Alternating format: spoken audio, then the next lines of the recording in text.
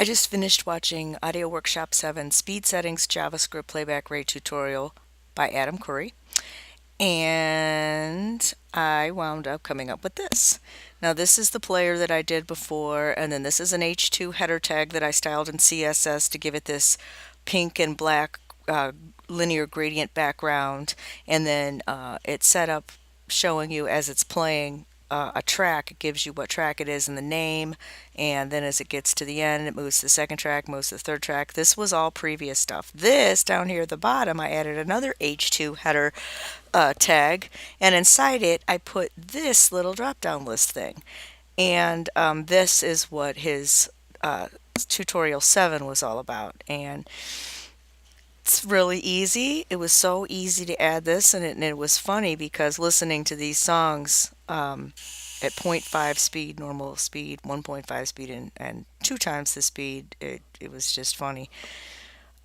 So let me show you my code, except now I got rid of some of my pages. I put this in a folder called Part 7 because every time I do a different part, I copy and paste the entire folder with all this other stuff, so I don't have to reinvent the wheel, just put my new changes in here. And yeah, so that's how I'm doing this. Alright, so let me get my example.html, got my action.js, and my CSS. I can show you that too. Okay, so I got all three of those open. My example.html. Well, let me show you the style for this H2, because this is a new thing that I added to the page, an H2. If I go down here to the bottom, this is what I added. Here's an H2 with the ID of playlist status, and that's what I did in the previous video. This H2 has a select with an ID equals speed list. Now this ID equals speed list is going to be used over and over and over again. It's going to be used in my style.css. No, it's not. It's not going to be used in my style CSS because I'm using this H2 I'm using this H2 in my style. But this idea of speed list is used over and over in my action.js, my JavaScript. So I guess I could, since I'm already in the web page, H2 tag select ID equals speed list. That's giving me the drop down, and it's giving me an ID of the drop down so I can refer to it in my JavaScript. Option value equals 1. Change speed is the text inside between the opening option tag and the closing option tag. And that gives me this first option that says change speed. The second option says option value equals 0.5, and the text that you see, that you physically see right here, 0.5 is right here, and there's the end of the option tag, the closing option tag, so there's that second option. So you see the first option says set change speed, the second option that you can see says 0.5, the third option says normal, and this option value equals 1, the word normal in between the tags. This option value equals 1.5, and you see the 1.5 text. There's the end of the option. Here's the last option value equals 2.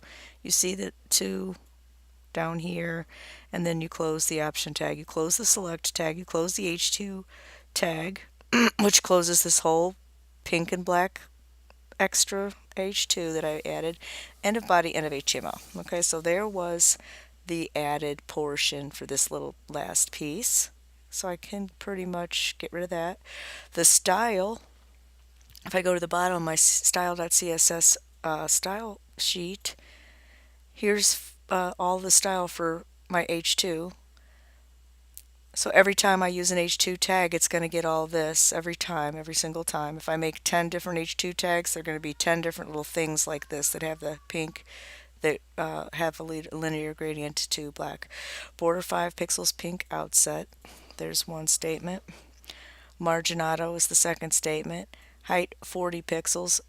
Width 475 pixels, padding 5 pixels, background color pink, just in case there's a browser that doesn't deal with linear gradient. And for the ones that do deal with linear gradient, you have background linear gradient pink comma pound 000, so it goes from pink to black. border radius 10 pixels, which gives it this little bit of rounding. Color white. Well, I used color white because if I in the previous video I needed my font to stand out nice and bright over top of pink or black, so white worked well there. Text align center so that this floats in the center, and so this drop down floats in the center as well. And font family cursive basically was done for this and really this only, because the font family cursive isn't changing anything as far as this select an option, drop down thing goes. Okay, so there's everything that really pertains to the style for this third little section here. Now the action. Okay, in the function init audio player, to initialize the audio player itself, we created a ton of all of these variables. We didn't set them to anything, we just created them. So you created var audio, play button, blah, blah, blah, blah. And then we added a comma because we wanted to add yet one more variable. And in this case, we created the variable called speed list. So we just tacked it on. So it's in with all these other variables. And so now I'm going to highlight this so that in greens, as I scroll down, I could quickly see the next place that this variable is, because that's the next piece of code that is new as far as this little drop down is concerned. So we create the extra variable speed list and go down, and you'll see the next thing. Then we set another statement in our set object references section. And I'm not going to go for all these other things because we did it already. So here, speed list equals document.getElementById, and in parentheses and double quotes we have the ID of speed list and the ending semicolon. And I already showed you in the HTML document that when I created this drop down here, this select thing, it got the ID equals speed list. So that's what this part refers to right here, this part right here. Okay, so that was the second thing we did. Now let's see, where else do we see speed list highlighted and all this stuff? Right here. We had to add some event handling for it. So we use speed list again, the dot operator, and add event listener. And then in parentheses, first we have the change event and double quotes, because as you hit this drop down list, as you change it, we want something to happen. So that's why we're using the change event, because there's all kinds of different options here, and when you change an option, you want to run this change speed function. Okay, so this right here was the third thing we did. We added event handler to it, and the fourth thing and final thing that we did is we created a function called change speed. So I have this highlighted so that it stays green so that I can see when I hit that function, because it's already highlighted. Right here is the new function that we created, function change speed, and we gave that function a parameter of event. So in parentheses we have the word event, and then everything in these red curly braces is the meat of the function.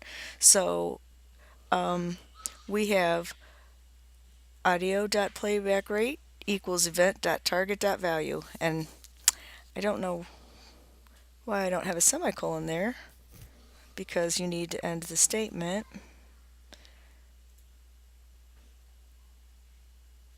Yeah, that's weird, because it was working. Wait, where did it go? Target.value, semicolon, backspace. Why doesn't it let me keep a semicolon?